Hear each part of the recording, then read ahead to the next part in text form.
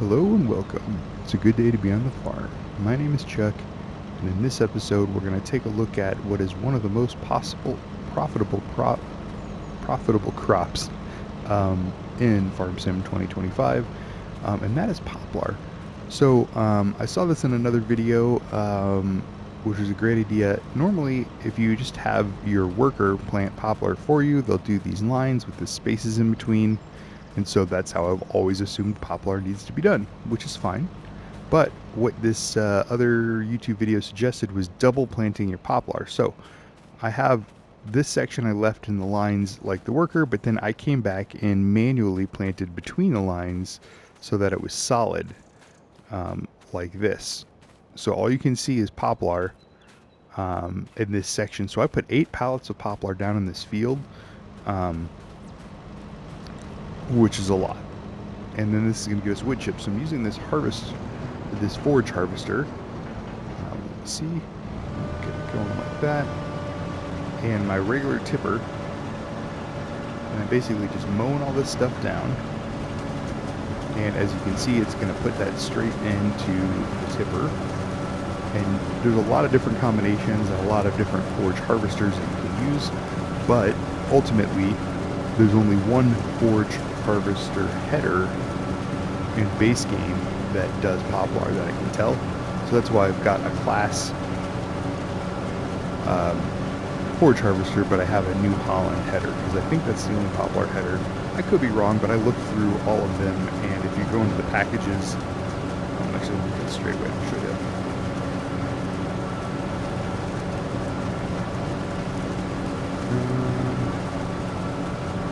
Up. All right, so if you go in here into vehicles under packages, and then under poplar, it suggests you use this giant harvester, which isn't necessary, but this is the only header right here, the 130FB that does poplar for wood chips, like so. And I'm going to get this thing to 100% because I want to show you the other problem that I was having. Yep. So we're going to do that and put the pipe in and get back to the header and raise the header. Okay, so there's my 100% full tipper, and this is the largest tipper that I had on the farm at the time, at 24,500 liters. The one they suggested in that package was actually 44,000 liters, but you need a bigger harvester for that, and I don't have a giant field. It's just this small field with 8 pallets of poplar planted. But my silo was already full. And also, your silo doesn't hold wood chips, so even if my silo wasn't full, I still wouldn't be able to put all the wood chips in there. So I want to show you how I'm going to sell these as well, because I think that's going to be really helpful. I did a little bit of testing to make sure this worked, and it does. But the price for wood chips is best, I believe, in January. And we can look at that in a minute once we dump these in. But I'm going to use the train. So this is the train above us. In fact, I don't know if you can see it coming, but you can see it on the little mini map. It's right above us right now. And you have to rent the train at one of the 2 stations and then run it off the edge of the map to sell at the train. So I was trying to figure out how to put goods on the train. And you can actually do it right up here, just north of field 50, well, field 40 and then forest 50 is the train yard right here. And it's not actually called the train yard, it's called the grain elevator. But watch my upper right hand corner.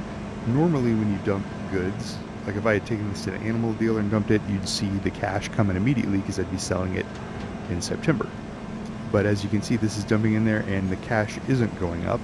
In fact, it's going down because I have a worker plowing right now, or cultivating right now.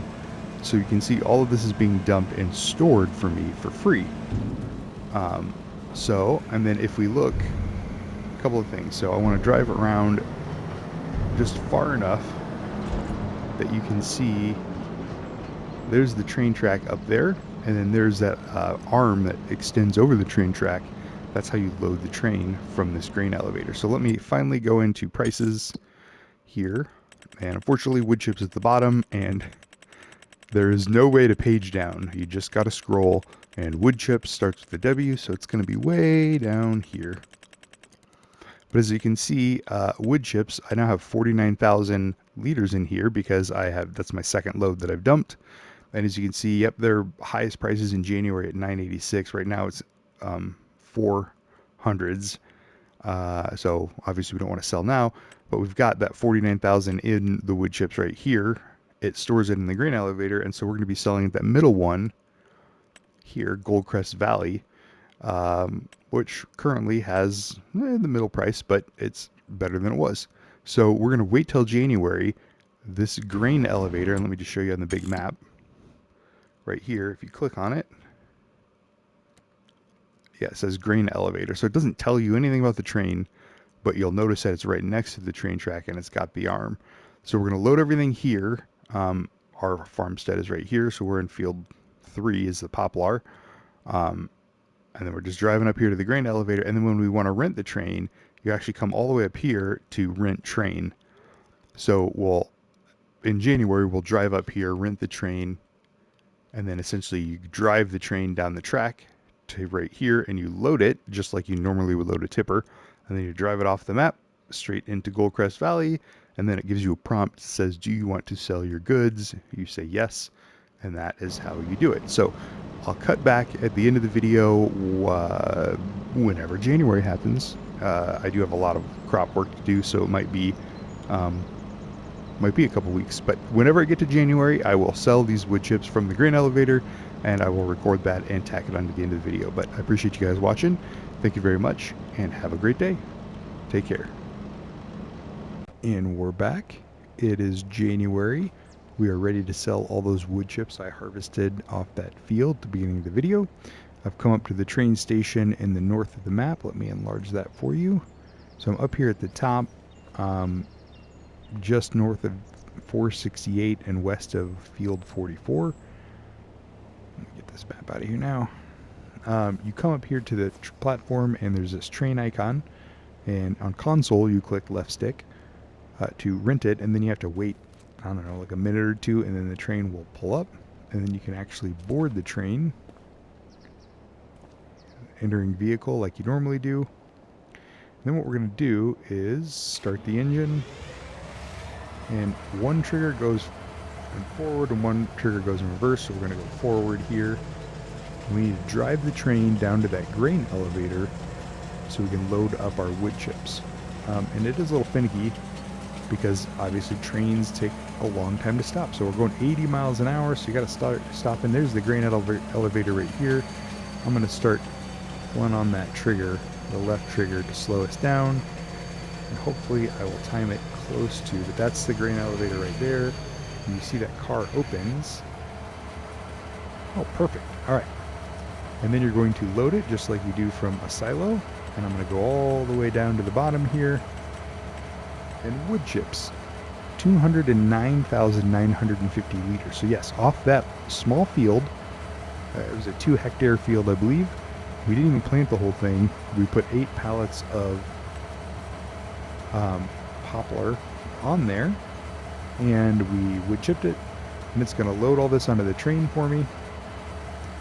And it's still going, 47, 48, 49, 50, so on and so forth. I might have to do 2 cars, it looks like, because I think this is going to fill up at 100,000. So I didn't realize that. I don't know if there's enough train cars for that. So that's 90,000. So we're going to pull forward. I wonder how many cars this train has. So the second one's opening. I've never actually put this much on the train before. So we're going to load this and do more wood chips. And hopefully that will... And it looks like there might be a 3rd car back there. So, good to know. I've never actually done this with this many wood chips. Let me show you the price while that's filling up. So right now, wood chips, highest prices in January, which is which says $9.87. Our price for Goldcrest Valley is actually $9.91. So $4 more than if we sold it in town and we didn't have to store it, which is a bigger deal. So that's 180. Let's see if there's any more can go onto this 3rd car.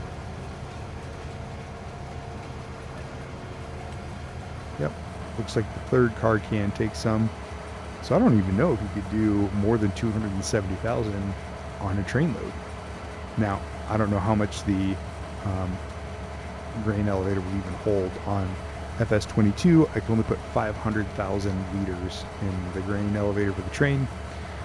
But anyway, so then you can go to the next city, and I could go all the way to the bottom of the map, out down here to next city, but we're not going to because that takes longer. So we're just going to literally reverse from the grain elevator back out the tunnel there. Either way works. They both go Crest Valley as far as I can tell. So we're just going to reverse, get back up to 80 miles an hour.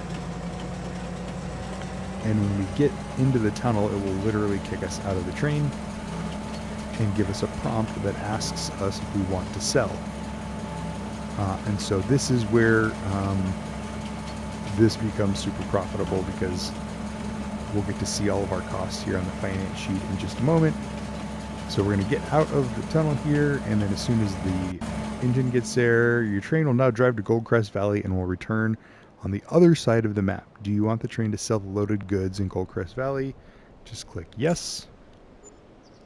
And it cost me $134 to lease it, and I made $208,270 in wood chips. So basically over or roughly $1,000 for 1,000 liters of wood chips, and just those 8 bales of poplar, or 8 pallets of poplar planted in that field, harvested like so, netted me a pretty penny. So let's look at the numbers real quick. While we're here, I'm going to warp back to my Kubota, which is here at the train station.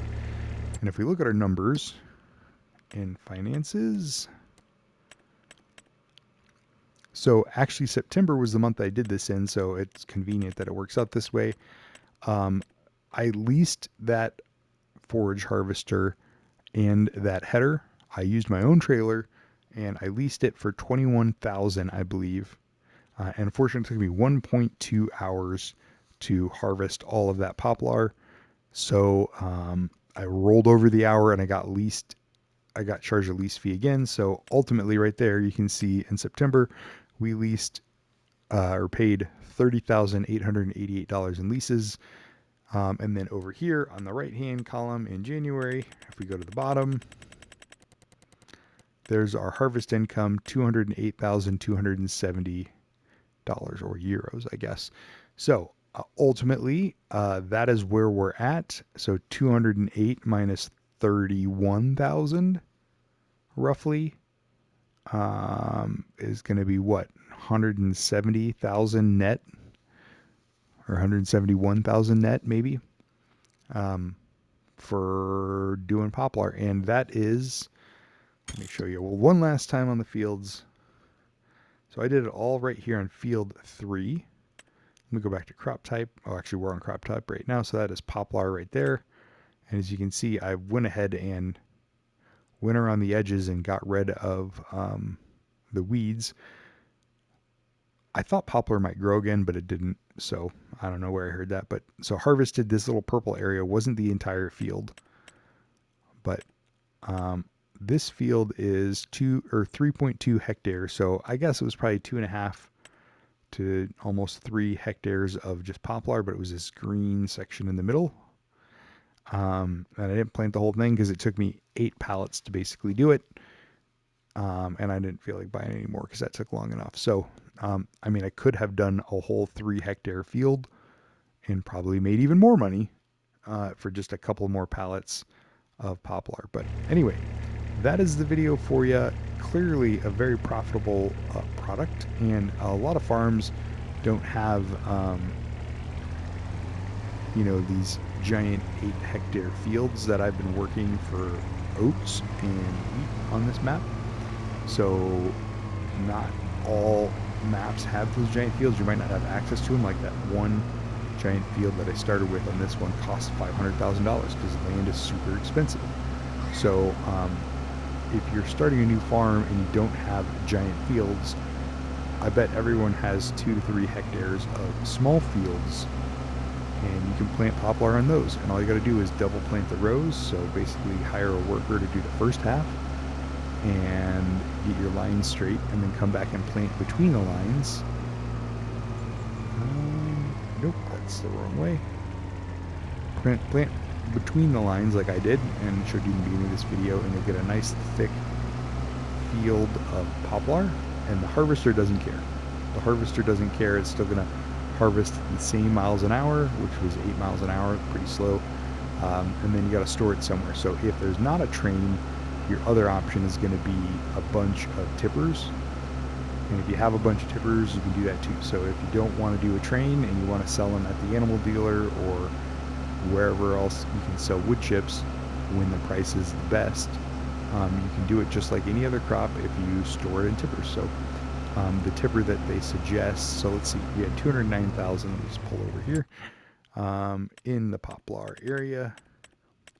So this is the tipper they suggest. It holds 47,000 meters squared. We had 210 basically. So 1, 2, 3, 4, 5, yeah, 5 of these would hold all the wood chips from planting the pallets. We plant these pallets right here, and they only cost $280. So they're cheap, but 8 pallets of these planted could fit into 5 of these harvested, and I was at 100%, or not 100%. I was at 100% fertilization. I think it was like 82 or something, 78, something like that percent yield bonus. So I had limed, I had fertilized, and I had sprayed for weeds, although that didn't seem necessary. I sprayed more for the crops that I had planted around the poplar than I did for the poplar. So anyway, 5 of those tippers, or just stored on the train. It took me like 8 or 9 tippers, but I was using my smaller regular tipper that I have for my crops already. So anyway, that's it for this video. Obviously very profitable, so a good crop to do. It is a little tedious to plant, and I was under the impression that it was going to regrow, but it did not. So that's on me. Would be really nice if I didn't have to plant that again, because then I would definitely do it again. Or if you've got a forage harvester for something else, definitely suggest doing this. All right, hope you liked it. Catch you in the next one. Take care. Bye-bye.